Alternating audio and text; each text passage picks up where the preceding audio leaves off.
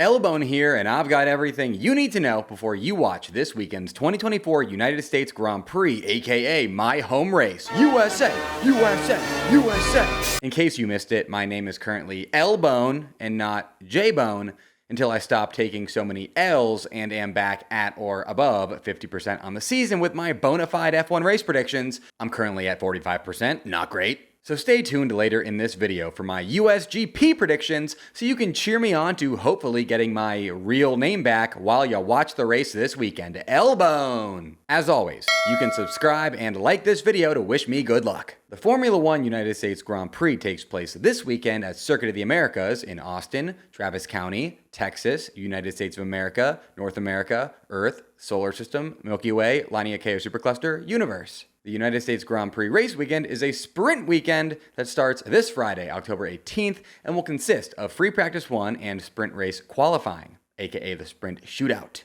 Saturday, October 19th, will consist of the sprint race and Grand Prix qualifying, and Sunday, October 20th, will consist of the United States Grand Prix. Circuit of the Americas, also known as COTA, is a 5.513 kilometer or 3.426 mile long permanent racetrack with 20 turns that runs counterclockwise and is situated just outside Austin, Texas. COTA kind of looks like a bat or like a bat's wing, which I think is unintentional, and if so, it's a very interesting coincidence considering one of Austin, Texas's nicknames is literally Bat City, as there are a lot of bats there, like a lot of bats, they're everywhere. Fun fact, the South Congress Bridge in downtown Austin houses the largest urban bat colony on Earth. Circuit of the Americas is considered a favorite circuit among drivers, as conquering it requires a diverse and demanding skill set due to COTA featuring a little bit of everything. This skill set includes the abilities to manage sudden huge elevation change at turn 1,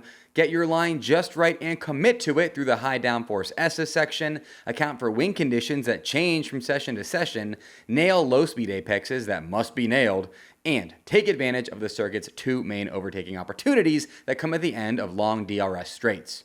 For those of you going to the race this weekend, congratulations, have a great time, and here's an Austinite's quick guide to properly enjoying the F1 United States Grand Prix weekend. If you need my qualifications, I lived in Austin, Texas for 8 years up until I moved to Milwaukee last year, and I attended the past 3 United States Grand Prix, so I think I know what I'm talking about. Sadly, I will not be there this year. Don't remind me of that in the comments because it'll make me sad. Do not comment anything about it, please. I beg of you. Don't comment that. My first note, be prepared for a really busy city. Austin is already a bustling urban center every single weekend because of its status as one of America's most fun cities to visit. It's even more busy when F1's in town, and it's going to be very busy this weekend with both F1 and the top 5 matchup Texas-Georgia college football game in town. Point being, if you don't already have dinner reservations, go back in time and get them. And if you can't do that, do your best to get them immediately. Also, arrive anywhere that doesn't take reservations at least 30 minutes earlier than you otherwise would to account for wait times. A great Tex-Mex spot that does not take reservations is Matt's El Rancho, but be prepared to wait a long time for a table there during peak hours, but if you don't have a reservation, it's worth it. Next, bring as much water to COTA as you possibly can. Austin's already a hot place, and COTA is even hotter with all of its asphalt and lack of shade. There's like no shade there. So it's important that you focus on staying hydrated all weekend long. The amount of people I've seen get stretchered away due to heat stroke during the USGP weekend over the past 3 years is a lot, and you don't want that to be you. They do have water bottle fill-up stations at COTA, but it's very common to have to wait in line at those for a long time if you're in between sessions. So I always recommend you bring a few sealed water bottles inside with you to minimize time spent waiting in line. Lastly, make sure you get barbecue while you're in Austin. Austin is world famous for its Central Texas barbecue that I promise, okay, will literally change the way that you think about meat forever. Anywhere you go this weekend is going to have long lines, but I recommend Leroy and Lewis, Interstellar, and Terry Black's, all of which don't take reservations. The thing I miss the most about leaving Austin is the barbecue, so please, for me, get barbecue. 2 random recommendations I have for those on the go are Summer Moon for coffee and Taco Deli for tacos, both of which have online ordering for pickup. Next up, here are your storylines to follow for this weekend's 2024 United States Grand Prix. First, literally nobody knows who's going to win this weekend's F1 United States Grand Prix. Formula One is unbelievably even at the top right now, with the last 9 races featuring 6 different winning drivers and 4 different winning constructors. This parity has taken F1 from one of the most predictable sports on planet Earth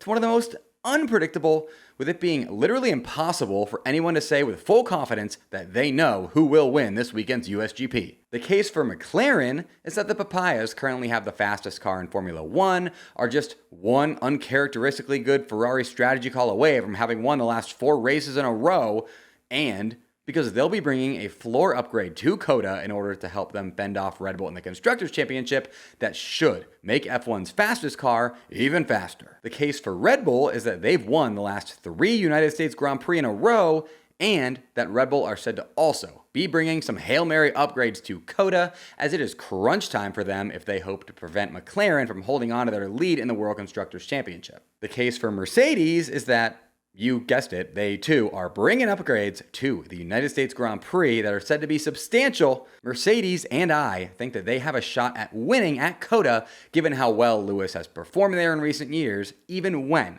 his car was stinking at a number of other circuits. Mercedes are essentially hoping to do exactly what they did in Silverstone earlier this year at COTA. The case for Ferrari is pretty much only that they'll be bringing some car upgrades, but if we've learned anything from McLaren over the last 2 years, it's that car development is key, and all it might take for any of the 4 aforementioned teams to win at the USGP this weekend is one of their upgrades being spot on. I cannot wait for this weekend's race because I need to know who's going to win. Who's going to win? Who's going to win? Let me know in the comments. Your second storyline, this is without a doubt the most important F1 race weekend of the entire 2024 season. And before you say anything, I am not just saying that to be clickbaity and sensational. I mean it, and here's why. This really is the biggest race weekend of the 2024 F1 season because it's the first sprint weekend ever since McLaren's Drivers' and Constructors' Championship title charges truly began. Since the last sprint weekend in Austria, McLaren have gone on an absolute tear and have racked up 4 wins, even more podiums, and a ton of World Championship points. And while McLaren now lead Red Bull by 41 points in the World Constructors' Championship thanks to this run of form of theirs,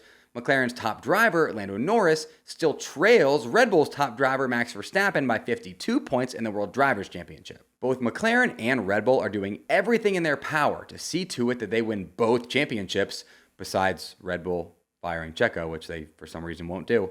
And this weekend's United States Grand Prix, being a sprint weekend, makes it a massive opportunity for both teams not only to make up a ton of extra ground in the championship in which they currently trail, but to also improve their standing in the championship in which they lead. Why? Because sprint weekends have 2 points-yielding races instead of just 1, and thus have more points up for grabs than normal race weekends. During a sprint weekend, a driver can score a maximum of 34 points compared to just 26 during a normal race weekend, and a team can score 59 points compared to just 44 during a normal race weekend. This means that if everything goes well for either McLaren or Red Bull this sprint weekend in Austin, it will massively change the title fight way more than a normal weekend could, especially because we have 2 more sprint weekends remaining this season. Yes, 2. But because this sprint weekend is the one that will set the tone for the next 2 and the rest of the season, I do not feel like a liar when I say this is the most crucial race of 2024 for both McLaren and Red Bull. Your third storyline, how will Liam Lawson perform in his first F1 race in over a year? It was announced after the Singapore Grand Prix that Liam Lawson would be replacing the beloved Daniel Ricciardo at VCARB for the remainder of the season. Interestingly, this announcement said nothing about whether or not Lawson will be driving for VCARB next season as well, despite this season being almost over, and that was intentional. Red Bull are going to use the rest of this season to see whether or not they want to replace their driver Checo Perez with Liam Lawson or Yuki Tsunoda for next season before they announce who the second VCARB driver for next season will be. This 6-race weekend Red Bull audition of Liam Lawson's begins at this weekend's United States Grand Prix, a little over 1 year after Lawson last drove in F1, ironically, when he was also replacing Daniel Ricciardo last season, except that time it was just because Daniel was injured. Because Liam did such a great job deputizing Daniel last year, hopes are very high for him this year, and thus his car is inarguably one to watch very closely for the rest of the season, as his performances could send ripple effects all across the motorsport world if he does well. That being said, don't expect too much from Liam in his first race for VCarb at the USGP, as he'll be entering F1 alongside a 10-place grid penalty for the sprint race on account of him taking on a new power unit. Red Bull boss Christian Horner stated that this was done not just for the car's sake, but also partially to give Lawson a soft re-entry to F1 with a little less pressure, which I actually think is a pretty smart move. How do you think Liam Lawson is going to perform in his first race back in F1? Let me, L-Bone, know in the comments. Your final storyline isn't a storyline, it's just me saying that the USGP trophies are super weird and I do not like them. They're like Daft Punk meets Bear Bricks, and I cannot for the life of me figure out why these are the USGP's trophies, as they literally have nothing to do with the United States in any way. Shout out to my sponsor, Indeed, which is the best hiring platform where you can attract, interview, and hire all in one convenient place. Whether you're hiring or looking for a job, Indeed is the place to go.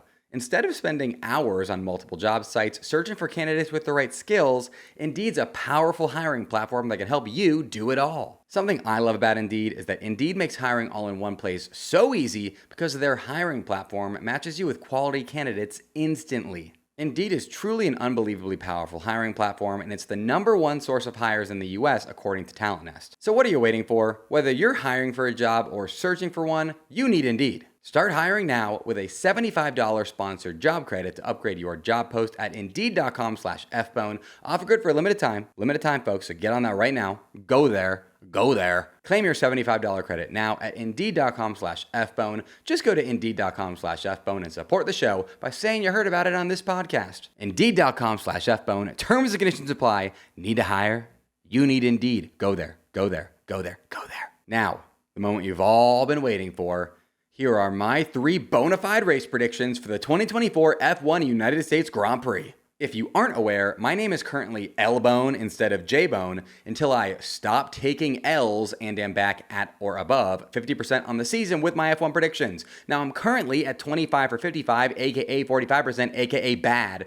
So I need to go 3 for 3 here. Let's go, L-Bone. My first race prediction is that Lando Norris will win the United States Grand Prix. Lando is in the current fastest car and was utterly dominant at the most recent race in Singapore, and when you pair those two factors with how solid he looked at the USGP last year, how promising the McLaren floor upgrades sound, and how motivated McLaren are to have a solid USGP showing, I like number 4 to take home the dub in Austin and make it back-to-back victories that will have Red Bull shaking in their boots. My second race prediction is that a Mercedes car will finish on the USGP podium. Mercedes only have one podium finish since Lewis Hamilton won/George Russell was disqualified in Belgium 5 races ago, and that lone podium finish only exists because of that whole Sainz Checo weird crash in Baku. However, because of how Mercedes always seem to overperform at COTA relative to other circuits, I love them to do what they did at Silverstone, another circuit at which they always overperform, and just randomly come out of nowhere and put in an absolutely amazing performance that'll see at least one of their drivers on the podium.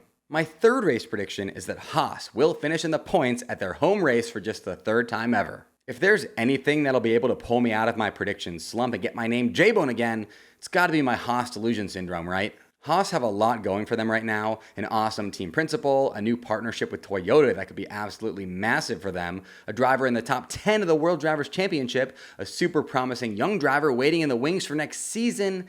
You know, because I have Haas delusion syndrome, I've convinced myself that the good times are not going to stop like they usually do at this point for Haas. They're going to keep on rolling, and it's going to keep on rolling in Austin, and Haas are going to finish in the points at their home race for just the 3rd time in the team's history. Maybe they'll win the race. And last but not least, here's my prediction for the top 5 finishers in the United States Grand Prix with zero reasoning nor explanation. P5, George Russell. P4, Max Verstappen. P3, Lewis Hamilton. P2, Oscar Piastri. And P1, Lando Norris. Special shout out to my top YouTube channel members: Joe Max and the Morn Hitter Snow, Brian Linton, Wolfslows Racing, Waffleopicus, Melissa Cruz, and David Hake. Mash that join button just below this video to get your name shouted out right here in future videos. Until next time, folks, L-Bone. L-Bone.